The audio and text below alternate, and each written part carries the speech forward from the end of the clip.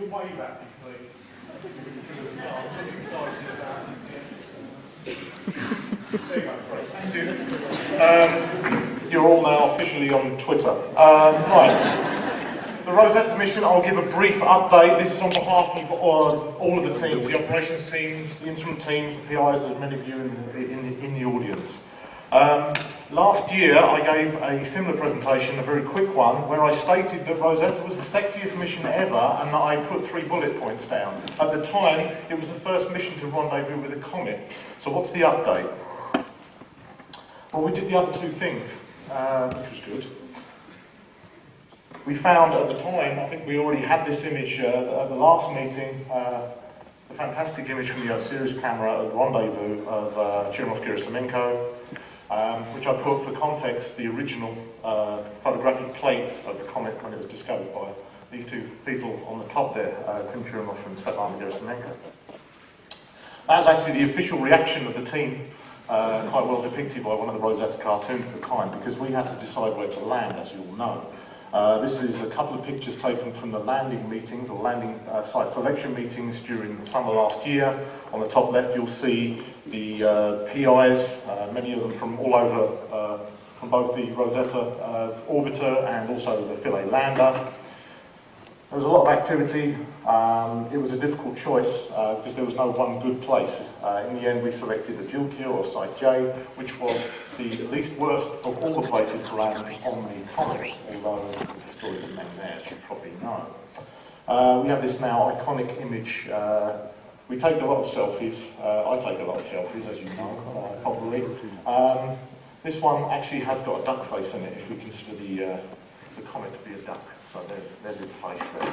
I used to get it back to front, so there was something else on the duck. October time period, as we were approaching the landing, we had some of the most extravagant manoeuvres that ESA's ever carried out. We had to get out and do a dogleg manoeuvre, having been at about 10 kilometres for some time, going out to about 23 kilometres where we deployed the lander, again, accurately depicted by this cartoon graphic. Why is it accurately depicted? Well, actually a lot of the stuff that you see in the ESA cartoons is in parallel to what was actually going on. I'll show an image here from ESOP during the landing week. We have the Shiva camera team and also the Osiris camera team there. You may see some familiar faces. I think in the background you can actually see that selfie picture being taken. So we have Holger in mid-wave and the wonderful Emily Baldwin with a memory key in her hand. Why is she happy? Because we had successfully got down some of the images of the descent. So this was basically what was on that memory key at the time. Anyway, I think you know this set of images. It was good to see the lander legs were out and we were on our way towards this body. Now these are images taken from the Rollers camera on the bottom of the Philae lander. The sequence as we gradually descend towards the comet. We got within 120 metres of where we were supposed to land, at least initially, from 23 kilometres, so that's quite a good shot, I think, anyway. It's a lot of celebration, but then on the top right here we have the land team in Cologne who were realising that something was a little bit up and had to rapidly, this Gantt chart here is showing a redefinition of their planning, of their instrument operations, and there was a significant workload there, but they were successful in the end ultimately in getting what they wanted to do in an unknown region done. And here we show the different spots across the comet that we visited with the Philae lander, ultimately travelling about 1 kilometre across the top of the head of the comet. Again, more iconic images that we've gained from the Abydos region, which is now the name of the final place that we have placed the Philae lander. And after about 60 or so hours, Philae went back into hibernation. There was a lot of happiness at that time, obviously. I'll point out here, this is Vicente Companies. He's the head of the flight dynamics group in ESOC. And that's Philae's manager, Stefan Ulemek, looking very happy that they actually managed to hit the comet. I always like this image. It's Catherine Alpeg, the PI of Rosina, and I always like to see smiling PIs. Flight control team. Another PI here of Osiris, Holger Sirks, and somebody in particular I want to highlight at the moment is Claudia Alexander, the NASA project scientist for Rosetta. Claudia was fundamental in my getting on top of everything with Rosetta. I've only been on the Rosetta mission for 2.5 years. I joined in June 2013. I immediately was a good colleague, became a good colleague with Claudia. She taught me the ropes, what was going on, what the teams were like.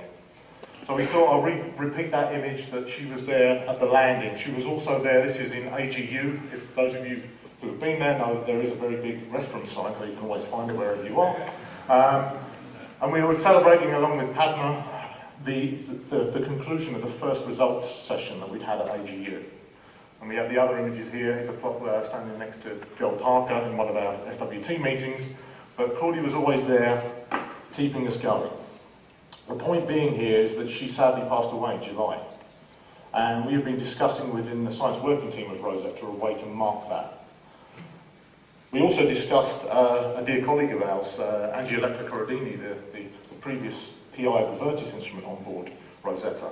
And we thought it fitting that we should find positions on the comet that were monumental in their structure, something appropriate to be named after these two wonderful scientists. So we have the Claudia Alexander Gate on the head of the comet and the Angioletta Corradini Gate on the body of the comet, which are better indicated here, which we have designated on their behalf and as a sign of gratitude for all of their work that has brought us to where we are today.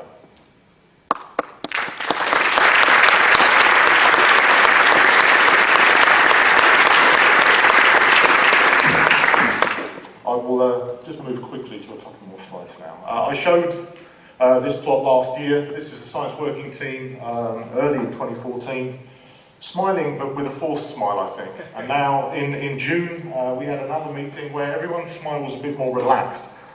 Last year was very tough. This year is still tough. I'll get on to why, but I think most people are smiling a bit more because we've started to see the science come, and that's what is important. We also have PIs agreeing and shaking hands, which is a significant achievement I see here. The Miro PI shaking hands with the Rosini PI because they're agreeing on something. I don't know what, but I'm happy with them agreeing. I quickly vomit a load of results on the screen here, but you'll see that these are taken from the science special issues, which I show here. We also have an A&A special issue that is on the brink of coming out. We have about 47 papers. There's a special issue that will be coming out in the next couple of weeks, hopefully, well, let's say month. And we had these monumental issues, I think, that really summarise where we were at that time. I think the best way to summarise the science is to invite you to come to the Rosetta sessions on Tuesday and Wednesday. But something in particular I want to point out as well, that you may or may not be aware of, maybe you are, because it worked, I think, is the outreach programme that was carried out for Rosetta. Things like this thing. Not that I haven't got any shares in that company, I'll just throw it there, that's actually part of the end of my talk. But there was a significant effort, and I think it's been a step change in the way that ESA deal with outreach.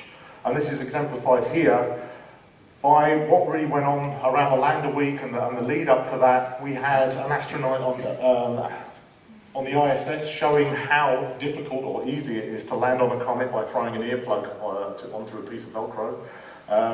We had perhaps a familiar face here, Monsieur Hollande, who had in fact named his dog after the Philae lander.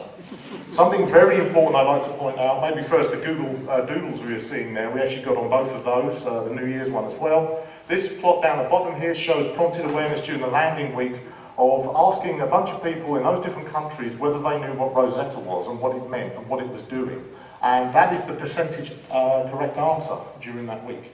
And I think that's a significant success, not only for Rosetta, but also for science in particular. Yeah, I know Germany is in the top and the UK is in the bottom, but I tend to switch over that most of the time. But it was a success in terms of outreach for science in general. That's what the point I really want to make here. In fact, maybe it's a coincidence, but myself, Fred Janssen and Andrea Camazzo gave a presentation to the Science Programme Committee of ESA late last year to give an update on what had happened with Rosetta. And it happened to be the same meeting that they were deciding on extending the science missions of ESA, and maybe we got them in a good mood because they extended all of the missions. The outreach continues. This is the wonderful Emily again, and Fred Jensen, you may remember, the mission manager last year. Here we're cooking comets. We do this every year. We're going to do it next weekend as well at ESTEC. Many of the colleagues in the different teams also do these kind of outreach exercises. It really gets people stimulated, in particular people like this. This is my son Harry and my daughter Lily. They come and help me do outreach because they think it's fun, and that's what it's all about. So it's really important to do outreach to get people engaged on this, whatever age. And I think those cartoons really help that. A little bit in terms of where we've got with outreach. I gave a presentation at the FedCon, which is a Star Trek and Star Wars convention, and this is probably the most difficult crowd I've ever had to talk to. When you've got Klingons in the crowd, you've got to worry. But we're touching many, many people. Okay, very quickly, what are we doing now? This is a bunch of plots taken from the first 3 months, I think, of this year, basically showing how active the comet has become. And that has actually become a problem. We had plans that we were going to get close to the comet, do flybys, and because of the activity of the comet and the dust flying off it, we were losing the navigation capability close to the nucleus. So we have had to move further away from the comet. This is what I'm basically showing here. We have these things called Star Tracker events, which indicate that the Star Trackers are navigation devices for pointing on the spacecraft are becoming confused. So the more of those we have, that's bad for the spacecraft. So we need to move further away from the comet. Ultimately, we have had to spiral out to distances up through perihelion of about 400 kilometres. We hope to be moving closer towards the comet once the activity starts to die away. From the ground, we've persistently been observing to cross-check and calibrate, as it were, with what we're seeing at the comet itself. With Rosetta, here we have an image from August. The tail there, I think, was, depending on how you measure it, around 100,000 kilometres. We also have a very active amateur community. Here's one of the movies put together by them. You see the nucleus moving across there. Very important because they can point at what they want. They don't have to do proposals, and they're very interested in pointing at our target. So we are very much interested in their data. It's starting to be collected and actually gathered within the archive of Rosetta as well. Okay, and then we had this event, which was rather unexpected. I put this on up for fun. I was watching Defiance on Netflix, as I do because I'm really rock and roll, on a Saturday evening whilst I was lying in bed. And I got this set of WhatsApp messages. Sylvain is writing an official email to you and Patrick. Patrick is the mission manager. Sylvain is the spacecraft operations manager. Check your email, we got it. I was not really with it, so I said, got what? And Arnell said, what do you think it's got 3 legs? So yeah, of course, this was basically us getting a signal back for 2 minutes as I went and checked my phone, and Sylvain had sent me an email, or sent me a message. For 2 minutes we got a little blip. But incidentally, this is me taking a selfie at night when I'm really excited that we got the lander back.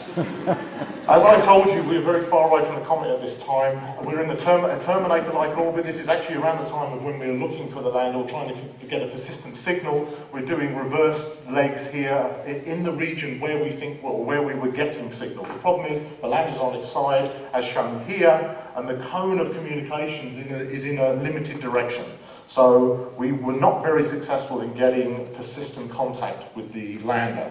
And we're looking more to October. This is basically a distance plot. Once we get within about 200 kilometres, we believe we'll start to get contact again with the lander. At the moment, we are currently going out to do an excursion to look for the bow shock, which I think I'll mention in a minute. But the point being that the team is still quite keen on the lander, as we indicate here. We're trying to find it all over the place. We found it in Max Planck, actually, here. Here's Holger. Being very happy about that point.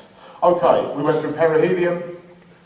Just before perihelion, we had this fantastic outburst event that was actually so powerful it pushed the solar wind away from the comet completely, and we had a magnetic cavity which we thought we wouldn't be able to observe, but it came out and found us. This is a set of images during perihelion showing the significant activity that we were observing at the comet, some nice outburst events. And then, more recently, on about the 20th of September, we had another image still saying that the activity is persistent but seems to be plateauing. And here's a graphic depicting what we expect to see at the bow shock, or the size of the bow shock with respect to the nucleus. We're going out to about 1,500 kilometres at the moment. We should get that at the end of this month and then come back again towards the comet. So we had perihelion closest approach. We were normally going to end our mission at the end of this year, but we put together a proposal to extend the mission, which was successful, so we will go until September next year now. And ultimately, it was decided that the way to end this mission, a little bit like me throwing the plush on the floor, is to put Rosetta at the end of next September on the surface of the comet. So this time next year, that's what we'll be focusing on, to get as close as possible. So it's to be continued. We've just scratched the surface of the science, and it's pretty exciting. Thank you.